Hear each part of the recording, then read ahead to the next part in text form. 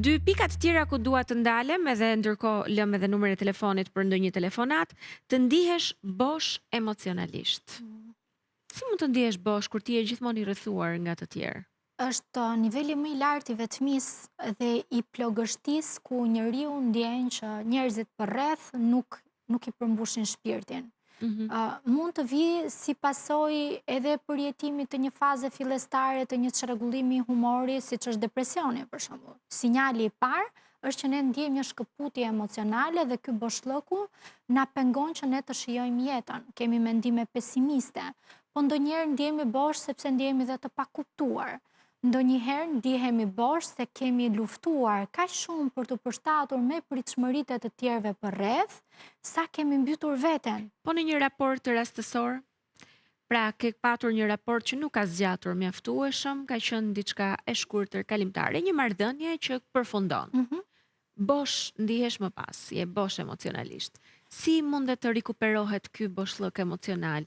Dhe përse je kështu? Sepse fundja ti ke investuar, siç tha edhe Eliana më herët, ti ke investuar në atë marrëdhënie, e ke dhënë maksimumin tënd, ke marr sa ke marr, kaq e kishte kohën e saj kjo marrëdhënie. Deri këtu mund të shkonte.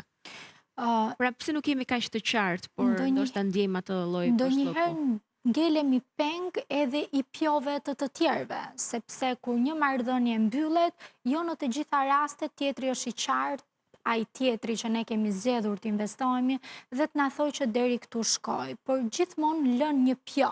Më lër pak kohë, kam nevojë të reflektoj, nuk jam i sigurt, dhe kjo e la të shpresën brenda nesh që mos të vdes, dhe fakti që tjetri nuk rikujtohet apo nuk na riafrohet, bën që të ndjehemi bosh.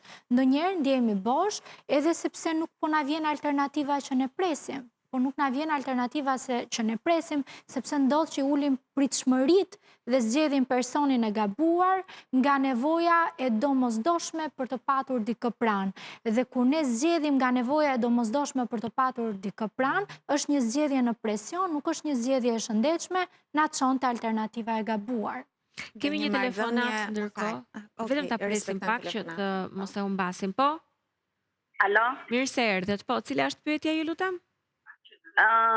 Pyetja ime, zonja Katerina, është që po ju dëgjoj. Po dëgjoja atë psikologen, edhe më pëlqeu shumë biseda e saj. Po ku mund të flas me ta? Unë kam nevojë shumë për ata 5.000 boshllakun. Ju kam thënë shpesh herë që mjafton edhe thjesht të kërkoni në Instagram ndonjëherë dhe mund t'i gjeni me emër mbi emër individët që vinë këtu. Almeida Xhaferi. Kështu që kaq mjafton. Almeida Xhaferi. Faleminderit shumë që more. Faleminderit. Të përshëndes. Do të vazhdojmë me pjesën tjetër. Eliana do të shtojë diçka apo të vijoj me ndjesinë e fajit? Vazhdojmë me ndjesinë e fajit. Vazhdojmë me ndjesinë e fajit, që kemi mundësi edhe në këto 4 minutat fundit. Atëherë, ndjesia e fajit mund të jetë e shëndetshme, por mund të shkatërrojë gjithashtu edhe jetën. Si ta përkthejmë së bashku këtë? Problemi ndodh kur zmadhohet kjo ndjenjë, kur ndihesh gjithnjë në borxh, sikur gjithnjë duhet të kompensosh diçka.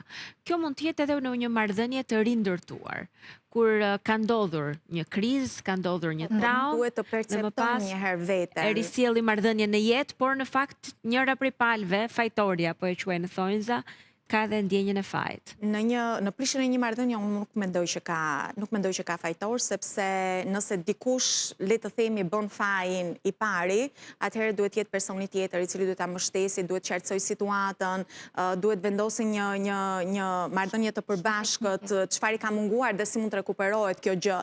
Por në qoftë se njëri bën faj dhe tjetri vazhdon dhe mbështet fajin e personit në fjalë, atëherë mund të them që këtu ka mbaruar çdo gjë. Pra nuk ka faj. Kam shumë të rëndësishme të bëj një diferencim tek ndjenja e fajit. Ka dy momente kur ne përjetojmë ndjenjën e fajit, që është një nga emocionet më të vështira që ne ndjejmë.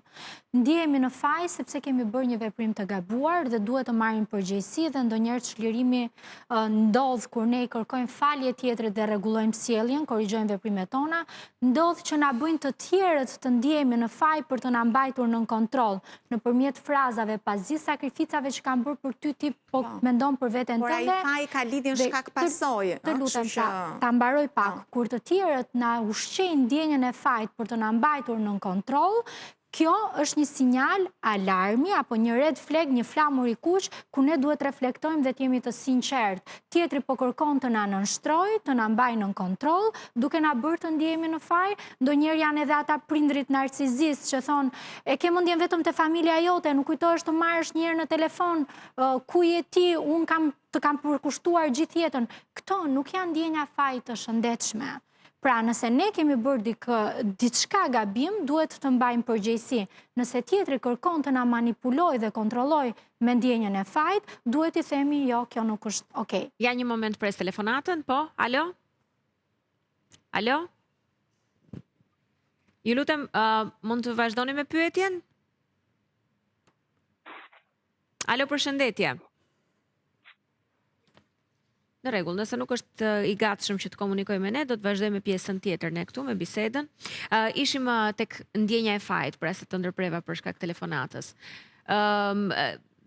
Ndjenja e fajit që ushqehet. Alo, përshëndetje, më fal Almeida, se nga që doja të jepja kohë telefonatave. Alo?